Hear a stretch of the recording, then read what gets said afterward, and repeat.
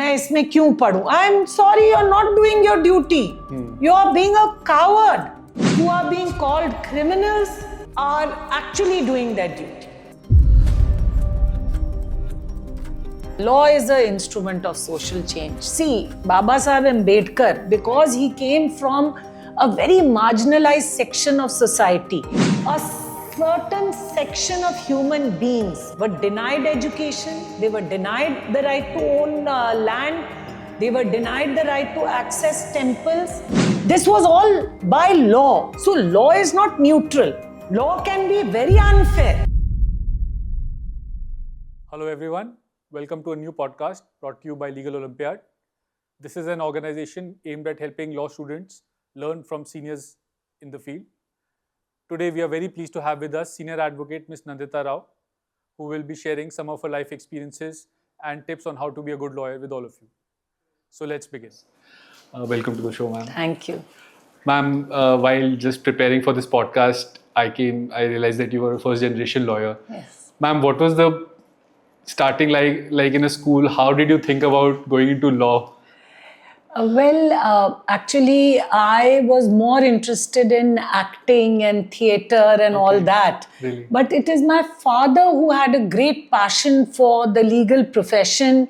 He had a lot of regard for judges and he had wanted to be a lawyer, but he became an engineer. So from my childhood, he used to talk about courts, about lawyers, and it was a kind of, he put this dream into me that you should become a lawyer. And I don't know when from his dream, it became my dream. But from a very young age of middle school, I'm told by my teachers and my friends that I used to say, I'll be a lawyer, I'll be a lawyer. But my actual inner interest was to be an actor. Okay. But, I think our parents influence us. So he used to prepare me for debates and he was very keen that I become a lawyer. Yeah. Ma'am, so then after school, I believe you went to Symbiosis, Yes, Pune. yeah. Ma'am, what were those college years like? Did you feel is this something I want to do, or did you take it up? No, so till I actually reached court, I was gung-ho. I, loved the idea of law, of the becoming a lawyer. And so I, like everybody else, gave the exam for National Law School. Bangalore had just started. Okay. But unfortunately, I couldn't get through. Then everybody convinced me, 5-year law is nothing. Go to Delhi University, BA karo fir. So I went to SRCC. I studied economics, which I think was a good thing. Okay. Because I do feel that as a lawyer, if you're just very technical, you're just thinking of yourself as a lawyer, rather than having a broad perspective, you become a very limited lawyer. You become a technician, not a director. So I'm glad I did my BA in economics and I enjoyed Delhi University, which is a very, versatile university. Some classmates of mine became MBAs, some became chartered accountants, some, have become environmentalists. So we were doing theatre, we were doing so many things, and we used to go by the rickshaw to St. Stephen's, and, the theatre thing in KM was very good. So it was a well-rounded, for the first time in my life, instead of school bus, we had to go by U Special. Yes. So there was a lot of growing up because, this profession needs maturity. Maturity because you are taking the responsibility of somebody's property, somebody's child, somebody's, it's not just, and also to conduct yourself in a very mature manner, to accept defeat without, throwing a tantrum. Yes. Nobody tells us. We are only taught the Bare Act, procedure, this, that. Case law. I think one good thing abroad, after you do an LLB, you have to get a barrister's degree or a solicitor's degree. Right. In that degree, they teach you networking, advocacy, how far you can go. And, over here, we learn by our mistakes. Yes. I know I did. So, university years were great fun. Then I decided instead of going to law faculty, which again can be seen from both sides, I wanted to live in hostel. And so I got admission in Symbiosis and I did the 3-year course there. Right. So it was lovely to, Pune was a wonderful student town, and you know, one grows up when one goes away from home, especially as girls. So then when I actually joined the profession, then I thought, where have I come? You know, I mean, I joined a lovely, my seniors, Kirti Singh, she was a great feminist and she did family law, and Mr. Y.P. Nirula, he had a lot of work for banks. Okay. So DRT and High Court, but then you realize, you know, I used to think once I become a lawyer, I'll just go and say, my lords, people are dying of hunger and food will be distributed. And then I realized there's a Limitation Act, there's a procedure, there's this, there's that. So it was like a tsunami hitting you. Yeah. You were lost, even reading the cause list, which matter will come first. So, you know, it was difficult. It was difficult. Reaching 30,000, navigating your way, then... 30,000 can be a cultural shock for the first time. It was, and the bookish knowledge, I mean, I was a gold medalist throughout. Right. I've been a very good student. So I was a topper in school, topper in Delhi University. I was a gold medalist in Pune University. Wonderful. But when I reached 30,000, I realized that the skill set was very different. You have to be very practical. You have to be able to see the cause list. Then initially as a young lawyer, you have very small assignments. Take an adjournment, take a Passover.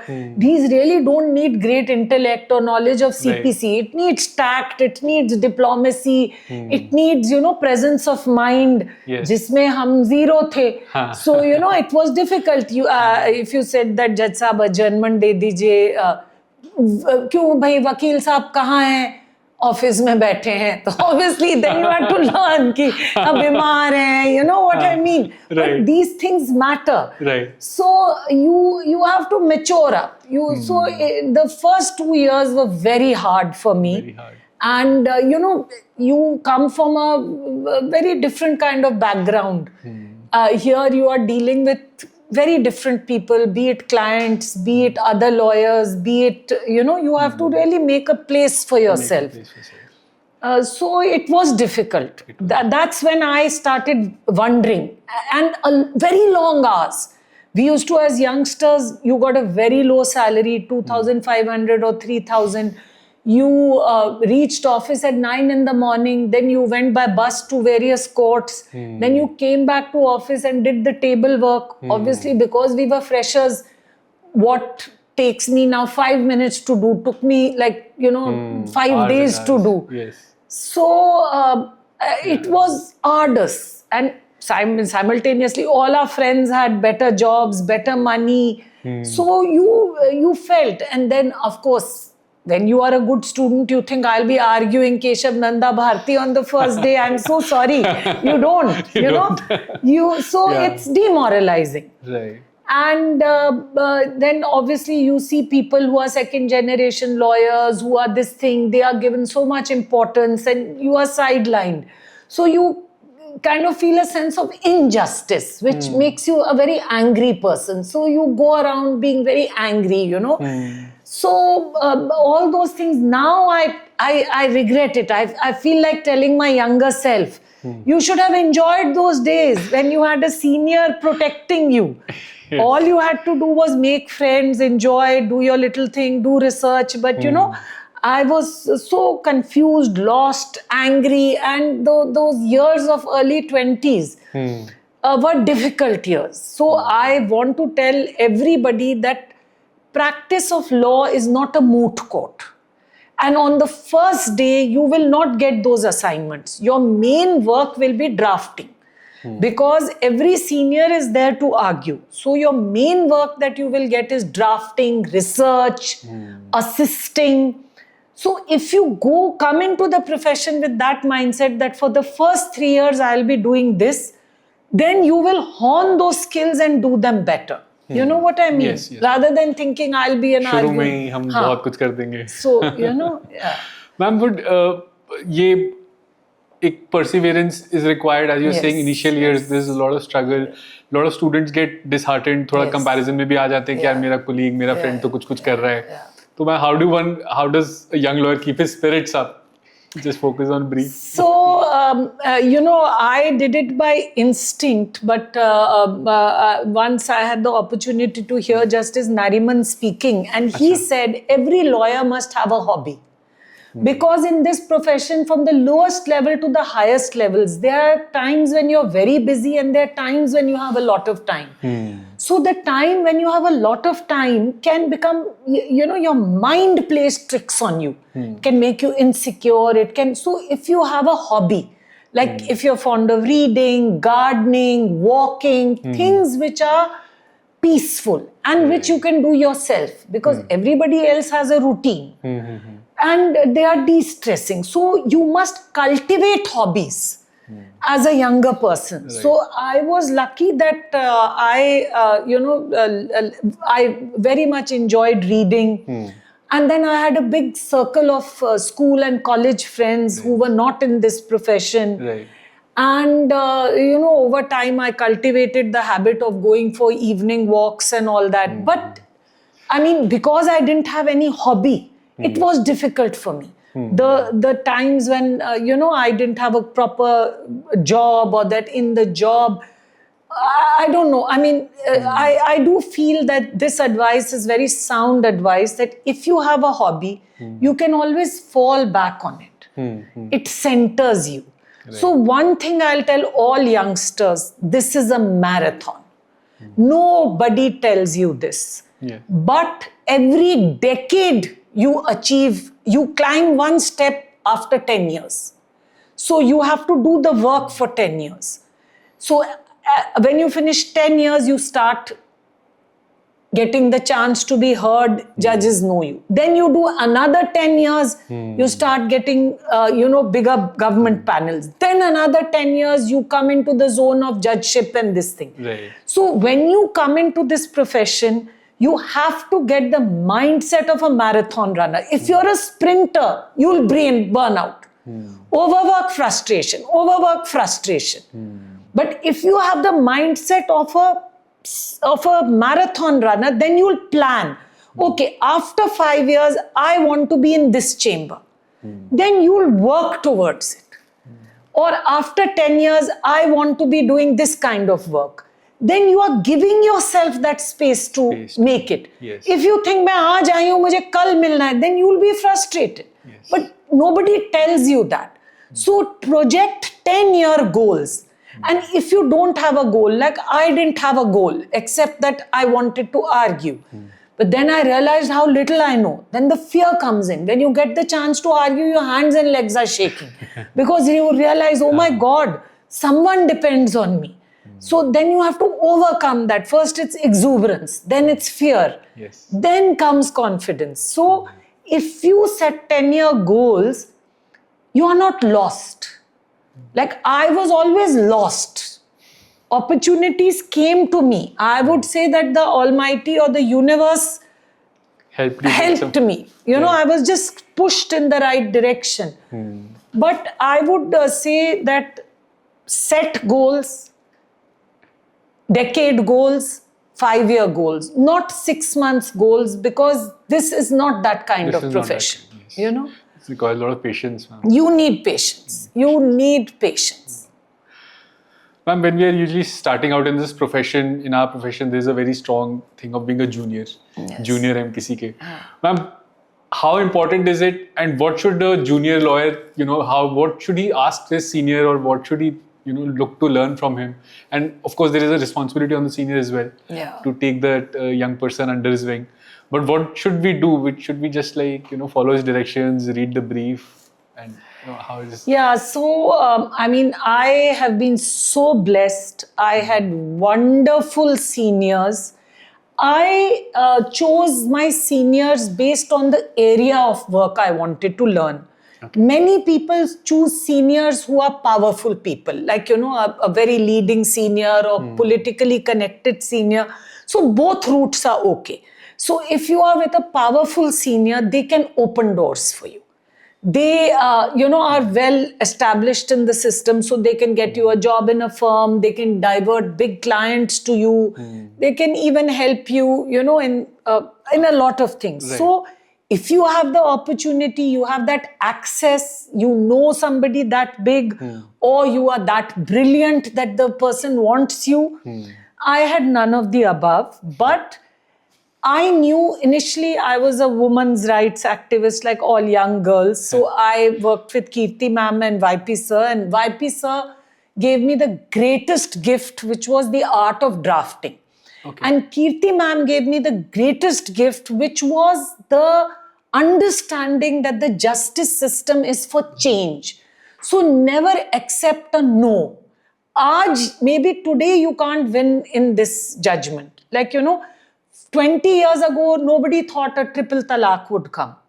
Or so many years ago, nobody thought that women will get to go to Sabrimala. But Kirti ma'am said, push, And YP sir was a very meticulous and a very good drafts person, so I learned that. Then I joined Suri and Company. And Mr. Rupinder Suri was one of those old-fashioned mentors, Even when I left the firm, I could always go back to him with any problem, with anything, because I wanted to learn CPC. Right. Then I wanted to do criminal trial. So somebody told me there's this young man, Mr. N. Hariharan. Today he's a leading senior advocate. Of course. So they said he's in Western Wing 30 Hazari, so you go to him. He's brilliant. And so I went to Hariharanji, and he had never kept a girls' junior. Because Western Wing was pretty wild. After 5:36, it was not considered safe. So he told me, sorry, I don't keep girls. But anyway, next day I turned up and I was standing outside the chamber. So he said, I told you it's not safe. I said, sir, I've just come to watch you. And I followed him around the whole day. Next day, again, I was there at 9 o'clock. So third day, he told Ashok ji ki give her this file to read. So I understood that I'm in. And thereafter, he has kept so many women. But he told me, no crying and be tough. I had to walk to the civil side to go to the toilet. But what a senior he was. He would throw us in the deep end. Go and do cross-examination. Go and do this. And if you made a mistake, you got it. He was, very strict. But you can only give an opportunity if you're strict. If the junior is not fearful of the senior, then you can't give the junior an opportunity because it's somebody's life. Yes. So, and then I wanted to work in Bombay High Court because labor law. Delhi had no industry because of all the environmental. So I joined Mr. Anand Grover. And Mr. Anand Grover again opened my mind because he said, read the statute. Whenever a client comes to you, read the statute from the definition section to the repealing clause right in the end. Because then you understand the flow of the law, Right. And he told me, don't copy from a draft. Our style was to call a friend, iska draft hai, uska draft hai, He said, first you understand the statute. Then you understand the person's problem. Then you prepare the draft. Then you can check from a draft. So he taught me how to think like a lawyer. The reason I'm mentioning all my seniors is just to show you. So my journey was family law, civil law, criminal law, labor law, and then I started my practice after 4.5 years. But I chose subject-wise. But luckily for me, I got these great human beings as seniors who taught me, scolded me, mentored me, and they still are. Mr. Suri is not there, but they are still there, So, is there any matter in which now you're opposing them? Yes, that's a very good question. So I got the opportunity to be an additional standing counsel criminal in Delhi. And of course, Hariharanji was the top defense counsel. So in one matter, I stood up from prosecution and I could see he's from defense. So I told myself that, Nandita, you have to fight your hardest. That nobody should say that her senior was there, so she was a soft prosecutor. So I gave it my best. And he gave it his best. He also didn't hold any punches. He gave it his best. Order was passed. But his grace was such that when he came out, In front of the clients, he said, "You made me proud. You were excellent." What a So wonderful- that is a senior. Yeah. Today there are many senior advocates who are so small and petty that if a youngster argues really well and gets the better of them, they are spiteful. They go around and saying, "अरे बहुत बोलते हैं, ये है, वो है," या they try to pull them down because they want to rule by fear. But I was also a little nervous, So he said, "You made me proud. You made our chamber proud." So that is a tall senior Yes. who has the guts to let youngsters grow. Right. And I think that is a very, very important thing for senior members of the bar. Like even when I see young girls, especially young girls, because I was a young girl once, really arguing and the judges appreciating them. Many times I'm leaving the court and I see a young man or woman standing up to argue, I sit. And I feel so good. And I must say, every generation is smarter than the other. So this generation, because law schools are training them very well. Right. The way they argue, the maturity we had, I have to concede I did not have. I, really learnt by my mistakes.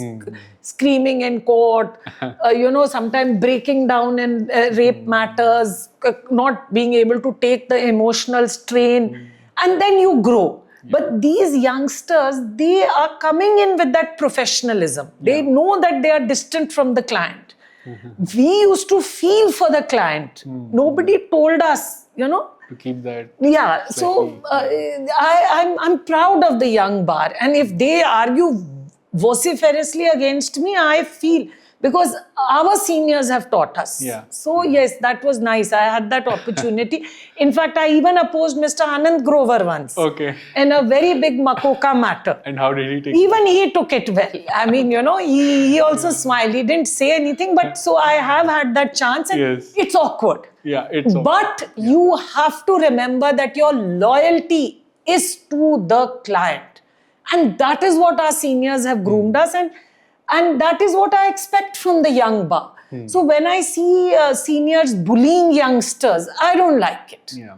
That's unfair on them. Yeah. No, we've got the age, we've got the experience, we've got the gown, they've got the guts. Take it, let them, Yes. let them have their day. Yeah. So yeah, That was. yeah. Ma'am, when you were starting out, for the longest time, law has been a very male-dominated Yes. field. Yeah. So, did you feel some of that sexism earlier on when you were there? And now, when I've been visiting some colleges, interacting, I see a lot of girls now enrolling, Yeah. and even in the judicial services, so many girls are now being Yes, selected. yes, yeah. Ma'am, what do you think has brought about the change, and what should girl students who are just entering the profession, should they have that more confidence? And Yes. even amongst the clients, there is that. Especially in criminal matters, that maybe ladki, Yeah. See, honestly speaking, I came from a socialist, bohemian and very progressive family. And both my parents were working, all my aunts were working, my grandmothers were both graduates. Okay. And we were two sisters. So there was no brother in the house. So I never thought I'm a girl. When I joined the legal profession, I just thought I'm a lawyer. And Right. like sitting in the canteen, if some senior was saying something, I would say, no, it's not like this. And, they would look. Men are very good at falling in a hierarchy. It's maybe it's your DNA from hunting and gathering. Whereas our DNA is from being in a very horizontal power space. I mean, this I have rationalized now. But when I entered an office or I entered a court, I could never see a hierarchy. Okay. I never thought anybody was above me or below me. I always felt this is a place of ideas, and I was not shy of expressing my ideas, which didn't always sit well. Then I realized, okay, this is the hierarchy. These are judges, these are seniors, these are well-heeled lawyers, and these are male lawyers, and there you are. So not knowing hierarchy helped me in the first few years because I was speaking everywhere, doing whatever. Then once I saw the hierarchy, okay, it disciplined me a little because end of the day, see, this is a this is a justice system. If we are all indisciplined, howling, shouting, doing all this, it can't work. So I disciplined myself. I understood this is how you have to behave. Then I never experienced sexual harassment. I must concede, because I was very lucky. I had very good officers, and maybe I did feel a gender bias. Right. In the bench, pehle shuru mein, when one was a youngster, now of course all the judges are from a different generation. Yes. So I did feel that when I was arguing, the judge would look in a different direction. Or some judges would patronize, keep quiet, madam, I'm giving you the relief. Whereas to male lawyers, or they'd call you madam, even if they knew your name. Whereas to male lawyers, they would talk to them like mentors. If a man was arguing well, they'd call him by name, Mr. So-and-so. So, of course, you felt it. You know, everybody feels it. Right. But then one day I came and I complained to my mother that, I was treated like this. So my mother said, but there are so many people brighter than you who don't come from Delhi families, who don't come from English-speaking families, who don't even have your opportunities. तो अपने ऊपर मत देखो, अपने नीचे देखो, तो तुमको कभी बुरा नहीं लगेगा. And I thought that was great advice. So, okay, I was not a man. I didn't come from a lawyer's family. I didn't come from a rich family. I didn't come from a bureaucratic family. So let me not say, first generation lawyers can also have advantages. You can be a second generation lawyer from a district court thing. You can be a top bureaucrat's child.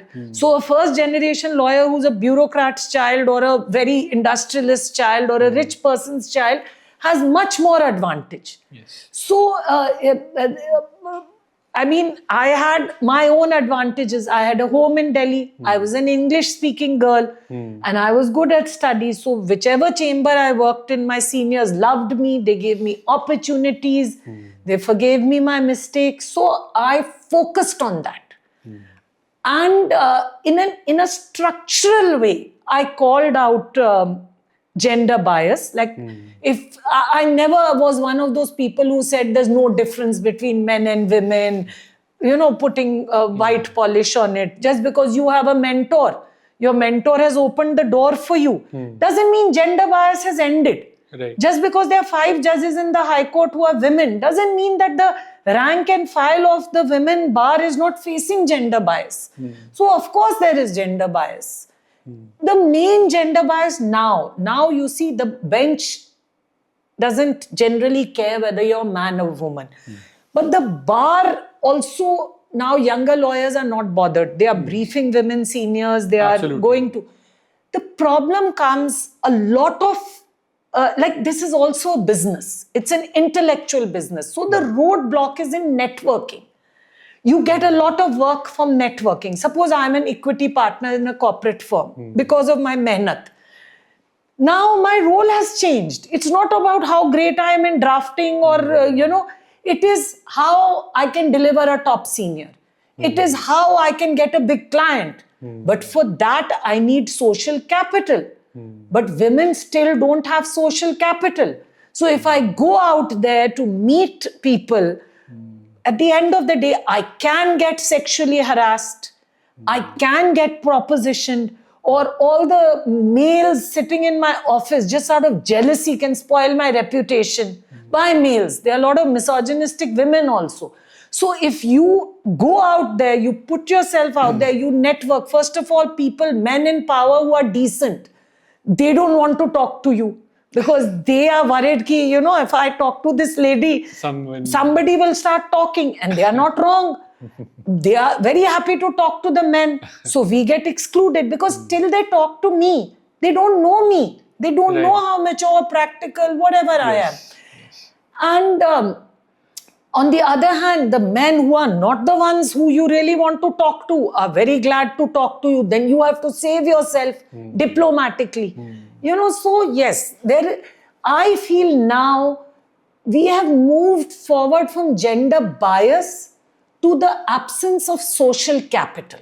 On the other hand, women have family responsibilities. We have to reach home on time. A man can reach home every day at 10 o'clock. The house will still function. But only a single woman living with her parents can reach home every day at 10 o'clock because. Otherwise, yeah. But if you're in a family, I'm sorry to say, you are in the 21st century and then you return home to the 18th century. So from the workplace to the home, you are traveling centuries, not kilometers. And till that changes, we will never have the competitive edge. So now, like we've set up this Delhi High Court Women Lawyers Forum. Right. It's a solidarity forum. We started with 25 of us. Now we are 700 of us. Wow. So the effort is to create a space where women can come out there and be seen, can meet judges. And the bench has really reciprocated. But again, I feel more men show up for our programs because women have responsibilities. Ma'am, I think that's a wider social issue rather than just the legal field. But I think careers such as yourselves at least help inspire the younger women. It does. We were inspired by people like Miss Jai Singh. We were inspired by, people like Justice Mukta Gupta. Right. She transcended gender. Yeah. When I joined the bar and I saw her, she was a lawyer. I mean, she was a standing counsel Delhi government. Fearless, and no one ever talked about her as a woman lawyer or a woman judge. She was a lawyer and she was a judge. Yes. Nobody knew anything about her personal life. She didn't create that space. And I mean, to me, she was a great inspiration. And when I came from legal aid with all my erratic behavior, she, saw that, okay, this girl has a good, is hardworking and she needs direction. So from the bench, first harshly, she scolded me, she checked me. Then I realized, okay, I'm getting to learn. And of course, I was an admirer. Then she started guiding, So from the bench, people used to say, gussa karte hain. Why? Because she wanted to groom the bar. Suppose we were making some rubbish argument. She would say, what rubbish are you arguing? Argue this, argue that, So she was a great mentor to a lot of women. She was a great inspiration to a lot of us. And people like Rebecca John, of course, one of the first criminal lawyers. She was also a great... So, yes, they created that space and they owned it. But at the cost of a lot of isolation. Unlike the men who could be successful and have families and sit in the canteen and have a social life. To be a feared woman lawyer, a respected woman lawyer. Like Queen Victoria all those years ago painted her face white. You had to become without gender. So that's a very heavy price to pay as a human being. Yes. You know what I mean? So yes, these people created that space, but by isolating themselves, there was an aura, there was a mystery. But men don't have to pay that price. Ma'am, like you, I think that's a very deep observation that you want to hold on to your identity, but in order to do well in the profession, you kind of distance yourself from that. You have to leave your gender. Yes. And ma'am, a lot of this networking is all about this evening, dining kind of a thing, for which women, obviously, it's not a comfortable situation to be in. So it's that awkward. door is, it's awkward. So that door also gets... And see, for women who have husbands who are lawyers, it's much easier. Because when you go as somebody's wife, then everybody is comfortable to talk to you.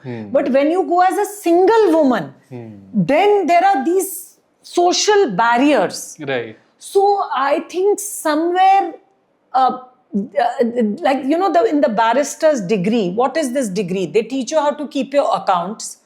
They teach you the distance between a client and a lawyer, and they have some 29 or 51 dinners where in some of them judges are called and the barrister students go. So they teach you how to eat, how to wine, how to dine, how to have social conversation, then with seniors so that you can network and get jobs. So there is a science to the system. So even in our profession, people have to understand that we are not coming to these parties as women. We are coming to these parties as lawyers. As lawyers.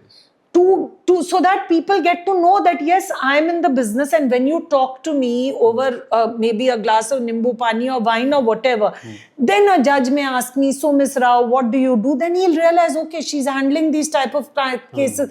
So instead of appointing a man as an amicus, I may get appointed. Right. When they are considering appointing of judges, they may realize, okay, so she's aggressive in court, but when I speak to her personally, she's a mature person. So you understand that, that interaction. So that space has to be created. So I will tell youngsters, when you come, be ready for that awkwardness that you're standing at a party, looking here and there, nobody to talk to. You go to greet someone who just greets you and walk away, but still go. Yes. Go wherever you are invited. Make an effort. You will find your kind.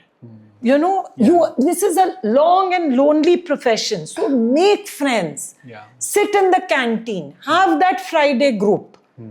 Keep in touch with your classmates. They'll send you work. They'll support you in your bad time. They'll fight for you when somebody wrongly tries to attack you. And you'll be happy. You know, that's important. Yeah. In a lot of these recent discussions in forums, a lot of public officials now kind of stress duties before they stress rights. They say, "Pehle aap duty to aapne kari, then you ask for your rights." A lot of high-placed people have said this. Now, how do you see this? Of course, there are duties in the constitution, but is it a way for the state to just kind of deny the, narrow down the scope of rights and just focus ki citizens, tum pehle karke dikhao, then you claim? I think this dichotomy is just a false dichotomy, because it is your duty to demand your right. Otherwise, we will not be a constitutional democracy. It is your duty to fight for your constitution. And what are our rights? What is directive principle of state policy? To give labor equal wages, to give labor right in management. So all these things people are fighting for. Yes. And then you say, apna duty karo. Jab wo duty kar raha hai, then you say ki you are a troublemaker. If a student is speaking up, you say ki padhai karo. So doing your constitutional duty is dissenting, arguing, speaking, implementing the constitution. If what people are trying to tell you is be a consumer, don't be a citizen. Chup raho, AI ki tarah kaam karo, mall jao, shopping karo. Then I'm sorry, that is not our constitutional duty. We are a socialist republic. Our duty and our rights are two faces of the same coin. Right. It is our right to speak and it is our duty to speak. If an injustice is happening and as a citizen and as a lawyer, you stand quietly and say, "Arey yaar, main mall pahunch jata hu. Main isme kyun padhu?" I'm sorry, you're not doing your duty. You are being a coward. So people who are speaking, who are fighting, who are being called criminals, are actually doing their duty. Ma'am, I was reading one of those articles that you had written, and you spoke about law as being an instrument for social change. Yes. Ma'am, do you actually believe it to be so? Yes. Or is it only that one person ki usko kuch mil gaya? But No, law is an instrument of social change. See, Baba Saheb Ambedkar, because he came from a very marginalized section of society where by law, be it a social law, religious law or whatever, a certain section of human beings were denied education, they were denied the right to own land, they were denied the right to access temples. This was all by law. So law is not neutral. right. Law can be very unfair. Law is not a neutral thing. It depends on the dispensation. So he made this constitution. And women, we were not allowed to own property. We were deprived education. We were married off at puberty. When we were widowed, we were thrown away in Mathura and Kashi. Because we didn't have money. Today we can speak up, we can get divorced. Maybe people label us, they say they are greedy, they are this, they are not sanskari. But we are sanskari as per our constitution. So when he was given the chance to make a law, see, when you come from a privilege, you view law very differently. When you come from deprivation, then you understand the power of law. So he changed the law. He said independence is not just from British colonialism. It is from patriarchy. It is from the caste system. It is from feudalism. You know? So he gave us this constitution. He secured us this fundamental right, to life, to due process, to freedom of speech. And then the Supreme Court judges of that period, they had also been in the freedom struggle. They also knew what gulami is. So they further extended that right to bring in dignity, to bring in livelihood. Now, very recently in Puttuswamy, to bring in privacy. Yes. So law is changing society. You know, as a woman, before 1956, we didn't have a right to divorce. And in so many places, we didn't have, woman couldn't be a pilot. There was a social barrier to so many things. You know, law, women couldn't become lawyers. The bar was restricted to men. So law is an instrument of social change. Yes, judicial interpretation has become, this is my opinion, pro-state. In this era, this is my opinion. And yet, you have very liberal and progressive judgments coming out. Be it, so many of Justice Nariman's judgment. Justice Gavai also has, speedy trial, bail is this thing. So what happens sometimes, we just hold on to the negative. It's a mixed bag. You know, end of the day, because people have faith in the justice system, and because justice is coming, you don't have mayhem on the streets. If people lost faith in the justice system, then you can't stop. The police force cannot control the public. Then they'll run riot. Because they believe कि मुझे justice मिलेगा, और मिलता है. ऐसा नहीं है कि नहीं मिलता. Yes, there is delay, there is this, there are problems. I don't want to put a cover on it. Yes, there is a perception that if you're from a minority, if you're from a marginalized, you are treated differently, you are viewed with suspicion, like in the West. John Grisham has documented it so beautifully, that if you're a black man, you're presumed to be a criminal. Because you've grown up in media and everything. So similarly over here, yes, there is a perception among litigants that if we are from a particular community, we are perceived in a certain way, and we don't get the same justice. So we have to fight harder to secure that equal protection of the law to all. And as they say, it is not just justice has to be done, it has to be seen to be done. You know? You've been doing a lot of matters for legal aid for very poor people from poor backgrounds who don't have access to a lot of things. Ma'am, when you are fighting their cases, sometimes has it happened that it has affected you personally, emotionally? The kind of litigation you do, see, like especially matrimonial litigation, though it's frowned upon as being not as posh as commercial litigation, but let me tell you, it is much harder than doing commercial litigation. Because in commercial litigation, you are paid heavily.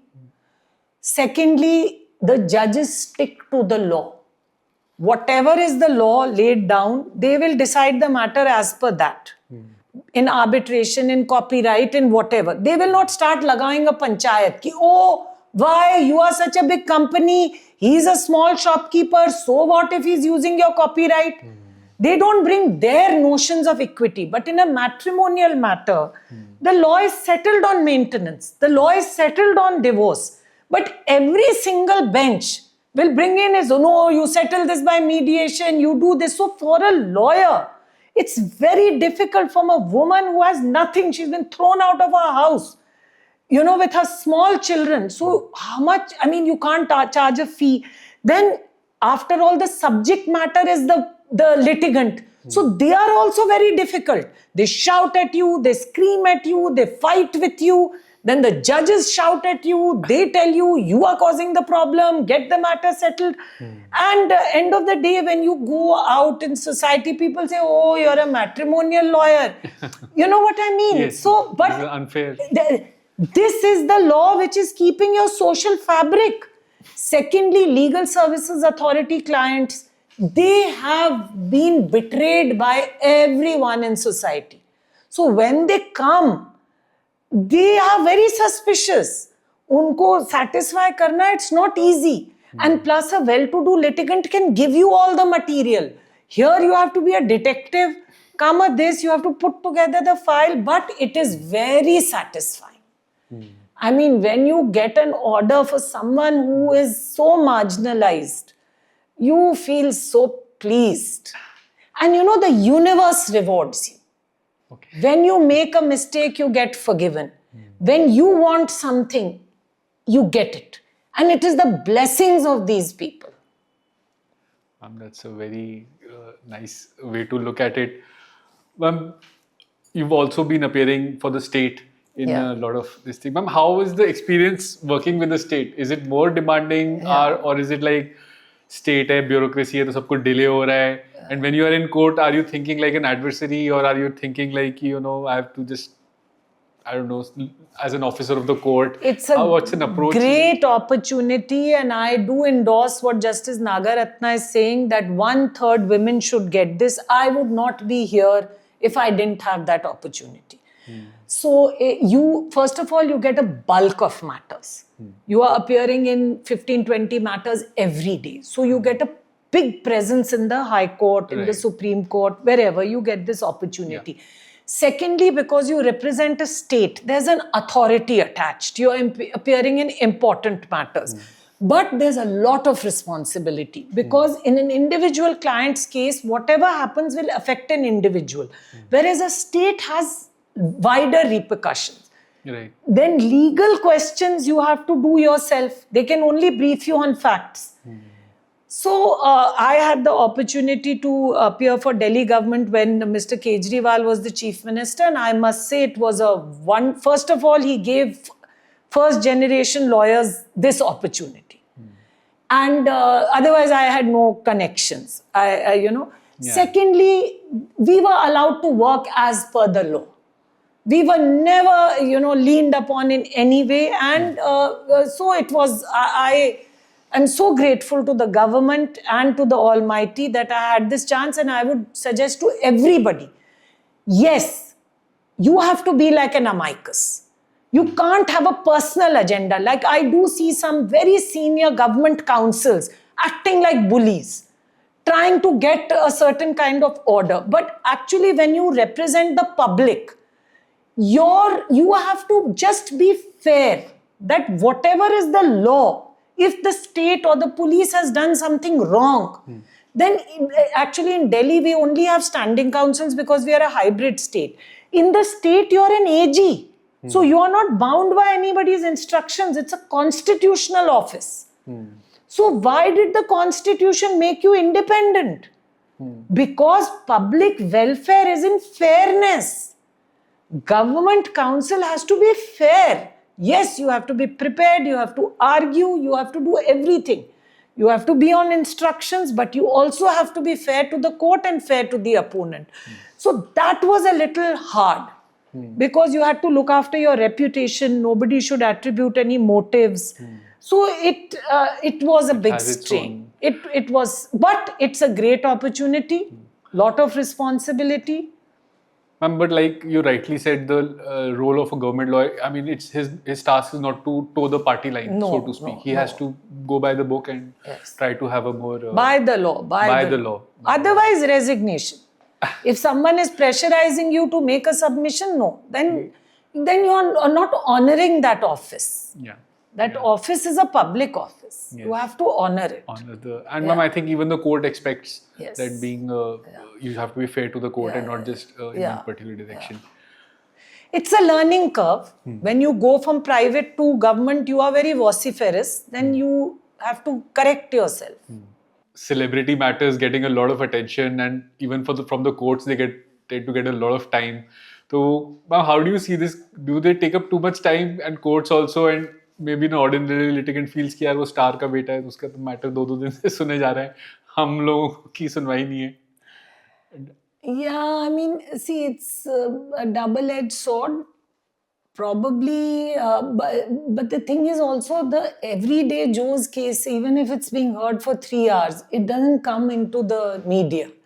So only these celebrity cases come. So people feel that courts are only listening to these. That is one part of it, that everything is listened to. But generally these celebrities have big councils. So yes, there is a little bit of, it is also protocol that if a senior is appearing, the judge is obliged to hear them. They have a right to audience.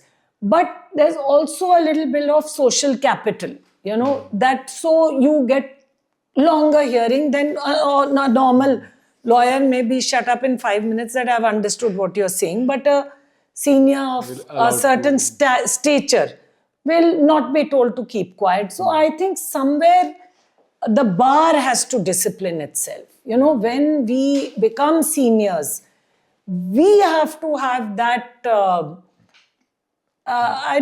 integrity that when we know that this matter doesn't need more than this much argument, we shouldn't do it. Coming to this thing about seniors, you became a senior advocate. How did it come about? And when you had started out, could you ever imagine कि यार छोटा gown और मैं Never. When I started out, I was, an absolute socialist. I only wanted to practice in the trial court. And I only wanted to, do matters for labor, do defense work for criminal law. And I always chose chambers over there.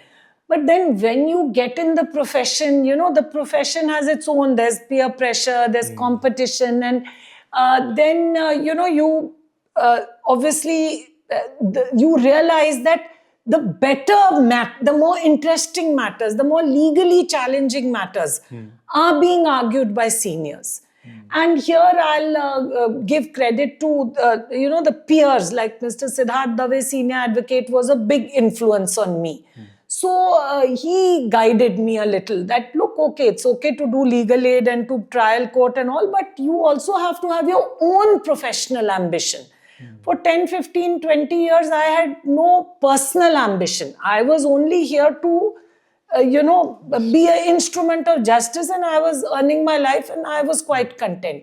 So I would say that he gave me some guidance that you have to set your professional ambitions. And he, introduced me to what are the protocols and how to build social networks. So I would say that my parents gave me that, that idea of justice. Right. So then you need to become practical. So that's why I tell all young people, one part of the journey is justice. The other part of the journey is your own professional growth. So in both, you have to set goals. So then I, got this opportunity to be a government counsel because it was by, interview. It was purely on merits. Right. So I was an outsider who became an insider, and it was lovely to be an insider. It was nice to have an opportunity to appear in the High Court, to be invited to the tea parties, to, not just be a jhola chap lawyer who's always getting scolded. And then, of course, also I will give appreciation to the judges. When they see upcoming lawyers arguing well, having a good mind, then they encourage you. You must apply for this. Have you thought of that? Right. So then the idea struck me. So in that, in fact, there was in our Delhi High Court rules, there was a rule that you had to get signatures of 5 lawyers before you could apply. So in that, peers used to play games that if they thought somebody had a potential, they would not give a signature to delay their application. So then I petitioned. That's the only petition I have filed in my own name. I petitioned the Delhi High Court saying that this is against the Advocates Act, which says this is a prerogative of the full court. Only judges can decide, not lawyers. So that was, I won that, and that rule was changed. And a lot of my colleagues, including myself, we got the opportunity to apply, and you know, so that's how the journey was. So no, I mean, I never thought I would be here, and I'm so grateful.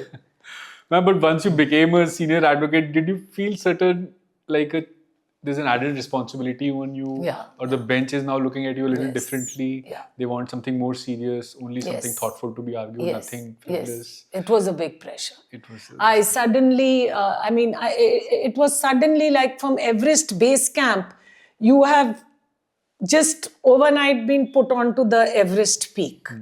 So, you know, you suddenly feel that, look, the bar is also watching me, and everybody is saying, what's so great about her that I can't argue?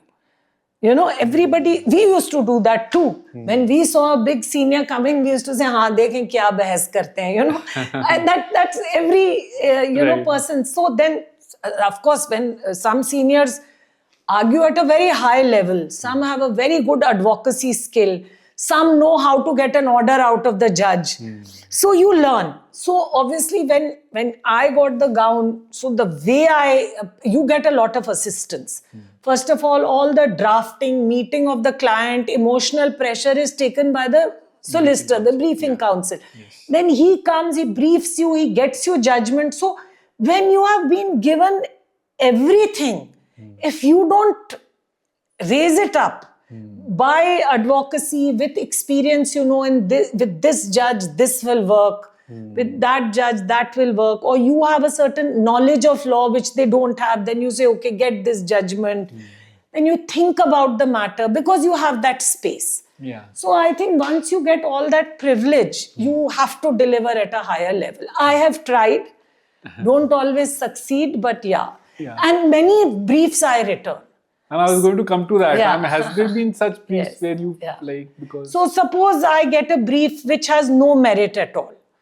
So, I mean, I'm a very small senior, and, you know, but there's an economic thing in it. But I feel this is a privilege. So, if I'm just given a brief where, you know, I'm told just किसी तरह आप date ले लीजिए या हल्ला करिए, या suppose the matter has no merit, then I say, sorry, I can't argue this. Ma'am, I think that's a privilege only Yeah. senior advocates Yes. get, because Yeah. most of the other advocates are just struggling Yeah. to get enough work to. Even as a senior, we are struggling too. It's a new innings because all your direct clients you give away. Yeah. Then you are at the mercy of the bar. If your brethren think you are worth it, then they'll come to you. Yes. But you have to maintain your integrity. Just as even solicitors, a normal lawyer also, you turn away clients, you know, who want you to do mischievous things. Yes. So you say sorry. So that integrity you have to maintain. And ma'am, I think on this issue of integrity, it's always also important for a lawyer to be honest with the clients, not just tell him what he wants to hear. But Yes. that's I think Yeah. important thing. You have to be fair to them so they don't waste their money. You know? Yeah. And sometimes, like when I had just become a senior, there was a mutual consent which had to go through on the same day. So some young lawyer called me and said, ma'am, we want to brief you in this. Then I told them, no, this is not something in which a senior should come. They said, no, but we want it to go through on that day. So then I explained to them, it's an unnecessary burden. So you have to be fair, Yeah. you know, to the litigant. Ma'am, you spoke about advocacy. Ma'am, what would you say makes an argument more persuasive? I mean, beyond just being legally correct, not just having the right judgment, but does it take more than that? So, you know, somebody had told me, know your facts, know your law, but most of all, know your judge. So, advocacy is about knowing that sitting there giving a decision is a human being. Now we know even AI has bias. Why? Because it decides based on what information is fed into it. So if you are filling feminist information, it will have a feminist bias. If you're filling in all bigoted information, it will have a bigoted bias. So we human beings are also brought up in a particular atmosphere. So yes, when you become a judge, you know your bias and you try to neutralize it and stay within the realm of the rule of law. Right. But advocacy is about appealing to the judge where his natural inclination is. You know? So, yes, of course, advocacy is also about knowing your judgments, knowing your this thing, knowing the speed of the judge. Some judges are very clever. So you have to argue at their level. If you start off with in 1940s, Supreme Court has said that, come to page number this, you've lost them. So they are at that. So you have to say, Malo, this is the question of law. You get it. Then some judges are slower. They like to go at a good pace. Then you have to start from the beginning of the story. First the DD entry came, then the... So this is advocacy. Right. Knowing who you have to convince, not chal kapat. Right. It is like suppose आपके दो friend है, एक को movies देखना पसंद है, एक को नहीं है. तो जिसको मूवी देखना पसंद है उसको तो आप बोलोगे भाई चाणक्य सिनेमा पे इतने बजे पहुंच जाए, वो पहुंच जाएगा. जिसको नहीं पसंद है उसको आप समा बांधोगे. यार I am feeling very depressed, मेरे पेरेंट्स नहीं है, he soft hearted. Then he will say अच्छा चल तू मेरे यहाँ आ जा. देन ही विल से नहीं यार ये पिक्चर लगी है, ये वो. So you'll bring him to that point. Right. So this is advocacy. Right. So I think not just study the law, but also study the court. Yes, because we are all human beings. Right. The justice system is human. So sometimes when you're arguing, you don't have the judge, and then one argument appeals to him on equity. So a person who's strong on advocacy would already know to take that argument first. Take that line. Some judges are very technical. They are able to control the human side very well. Then you have to catch them on law. Then you have to show them, this is the precedent, then you have them. So that is advocacy, to mold yourself. Sometimes, like say, I have a very strong personality. I'm quite opinionated. Yes. So I have to undo that. आपको अपने आप को mould करना पड़ता है. क्योंकि what are you? You are the voice of the client. Why is the client not arguing himself? Emotional. So you of course also knowledge of law. Of course. So you have to mold yourself without having a very rigid, approach to the Yeah. So I would encourage young people. Have opinions. It's very important. But also be open. Because the more open you are, the better your advocacy. It's like very good actors. They observe. You have to be a listener. You have to be an observer. So these are all skills that I taught myself. They were not natural to me. What I'm trying to say, you can teach yourself. Yes. Yeah. Ma'am, if you were to ever join the bench, would you be more technical or would you be more equity minded? I think I would be equity minded. But I do have a very strong belief in the rule of law. So I do think that within the realm of law, once you become a judge, then you have to be fair to that office and to the public.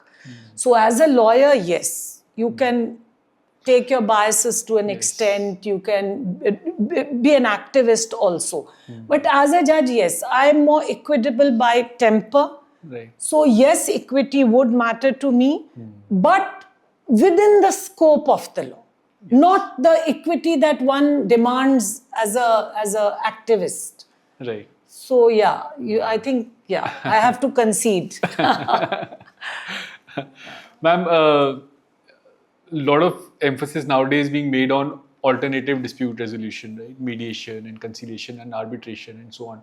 Ma'am, do you think, of course, perhaps just because of the sheer bulk, maybe it's necessary, but is it also a case of some of the judiciary shirking its work? Yeah. I think mediation and arbitration centers should not be in the court premises. And they should not be out of the judicial budget. Having said that, we don't know what kind of scams will happen if they are not. In the guise of mediation, in the guise of arbitration, here there's judicial scrutiny. So an innocent person may be befooled to sign a mediation center. Here there are judges trained. You know, money may be taken. Common people don't know. People are simpletons. Yes. So in a country like ours, where people are educated, semi-educated, malnourished, you know, so mediation and arbitration are being kept in the courts. But I do believe that at the stage of High Court to send someone for mediation when he's already been in litigation for 15 years, just decide his matter. You know, just pass orders. Ma'am, maybe in commercial matters, courts take a more technical approach, but certainly in cases where human beings are involved and in family law matters, I think, of course, more humane approach is required. No, this is not a humane approach. Judges bring their patriarchal biases into the court. So, I mean, a matrimonial matter is as much a legal matter as a commercial matter is. So some judges saying if you get one slap, it's not cruelty. Some judges saying, if you have an education, start working. That's not the law. The law says that when I'm getting divorced, if my husband is earning more than me, he has to pay me maintenance. You see my point? So all these moral lectures, homilies, similes, my daughter, your daughter, I'm sorry.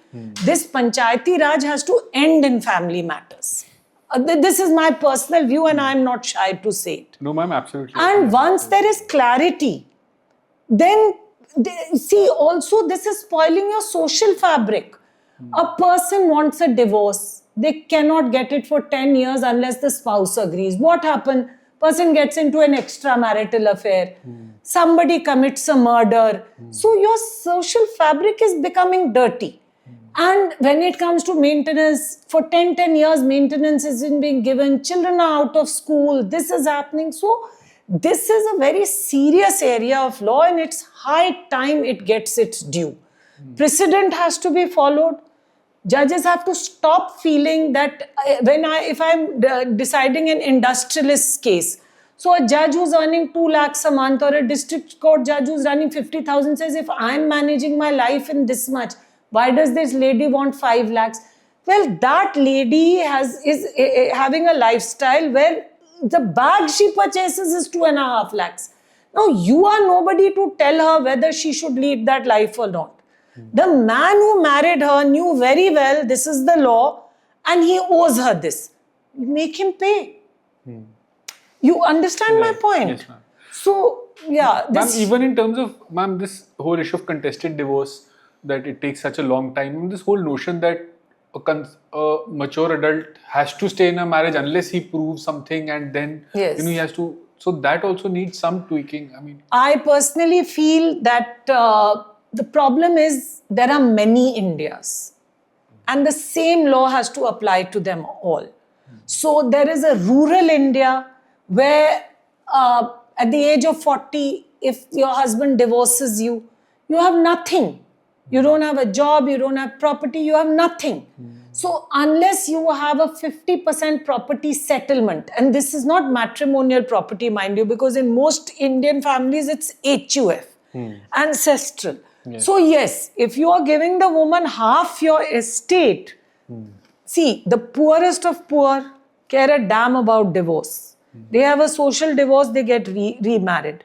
It is only the middle classes, because where does that woman go? Her own family members will not invite her because they are so worried that she's a single woman, so there's a danger. So you see, we live in one section of society, like our section is such big deal.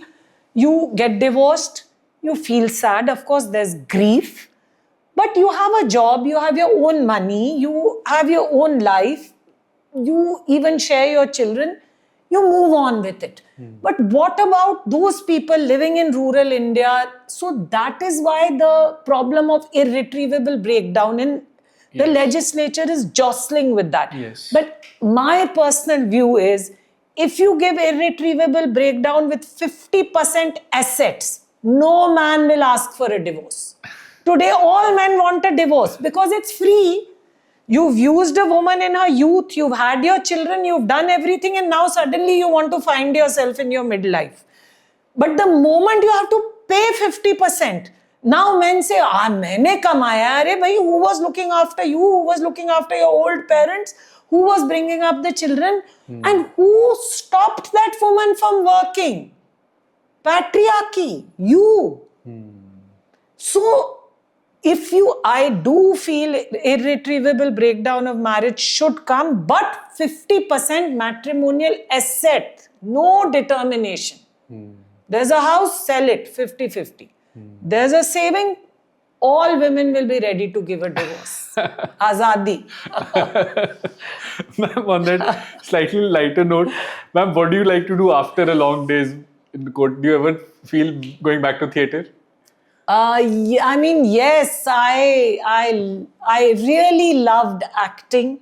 Yeah. And there's no time. By God's grace, there's a lot of work. So, Don't get that. so I do miss that. Maybe at some stage in life, if like Mr. Dave, I decide to. But so I like meeting my friends. I love watching movies. Right. I like to read books also. So, I try to read one chapter of a book before I sleep, something different from the law. Yeah. So I've developed these hobbies. First I didn't have, but I'm a people person. I like going out. I like meeting my friends. your friends. So, that, and I have an interest in different things. If there's an interesting seminar on agriculture, I'll go there. Okay. If there's something on art, I'll go there. Achha. So, yeah. Ma'am, like you said right at the Yeah. beginning, it's good to have a hobby for lawyers. It is. Keeps you grounded and Yeah. also calm in the head. Ma'am, just on a final note, ma'am, how should young advocates, when they get a brief, should be their approach? How do they tackle the matter? What would your tips be to them? So I would say to young lawyers, when you get a client, you take all the information from him, let them talk extra if they're talking. Then put all that information in a chronological order, date-wise. And once you have put it in date-wise, then you read the statute. And then you start drafting your petition. When you get a ready brief, suppose it's an appeal, then you first read the order which is being challenged.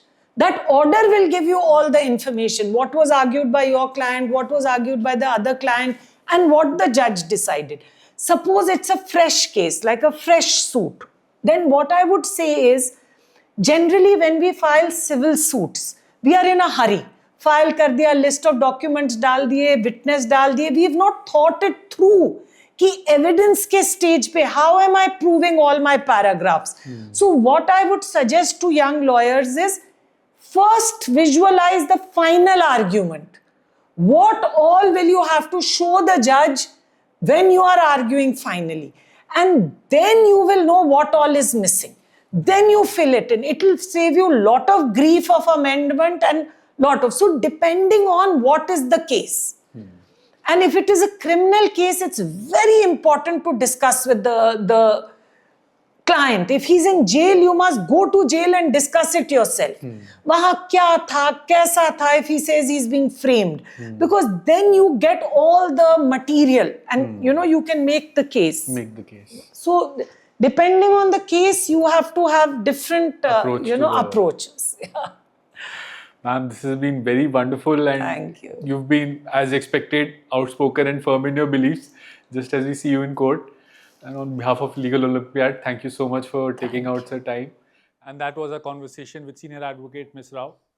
I hope all of you enjoyed this podcast as much as I did. Till next time, see you.